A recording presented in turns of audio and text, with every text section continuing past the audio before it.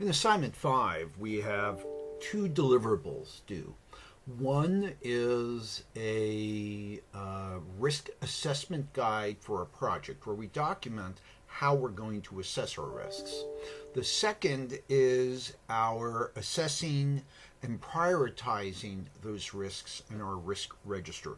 Let's first take a look at a risk assessment guide.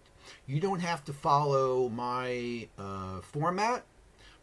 You don't have to, and I would prefer you did not copy my information, but that you applied this against your own projects following a process model that you feel is appropriate for your projects.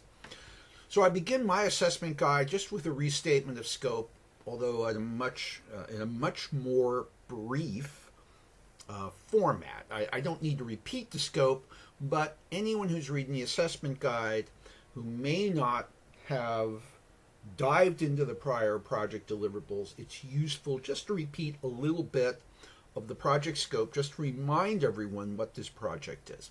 Remember, our executives or stakeholders may be working with multiple projects, and we may need to bring them into sync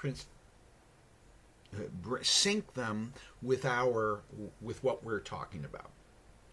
On the high-level risk qualification, there are two critical risk factors guiding the project: schedule and scope. We need to have the capacity by second quarter next year in order to meet our anticipated demand, and we need to have the product approved by the FDA with sufficient manufacturing capacity. That's the scope. We could also add budget, but there's an old project management saying you can get it cheap, fast, or good, pick two. In other words, we can't add scope without anticipating an impact on schedule and budget.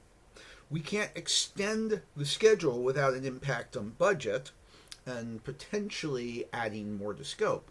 So what are the two critical factors that guide this project? I then go on to quantify, I guess, my risks between a minor, medium, and a major setback. So I have three levels of setback or jeopardy, if you will. In my probability and severity qualification, I discuss what those three levels are and how I will use those levels to weight my risks. So here's a restatement of my risk from my risk register, and I give it a severity weighting and a likelihood and probability weighting. Severity is impact, or what it could mean to the project, where likelihood is the possibility of it occurring. I then go further to talk about the sorting within the risk register by the total rating, and how we're also going to review with our project sponsor on a risk response implementation if it affects schedule, scope, or budget. Now, if I look at my risk register, here's where I've now added quantification or qualification to my risks. So for each risk, I put in my severity and probability to create a total impact, and I've sorted my risks by that total impact because these are the key risks I want to put my focus on. If I even go back to my assessment guide, I say very specifically a combined rating of 6 or higher requires an active response. We haven't gotten to response yet.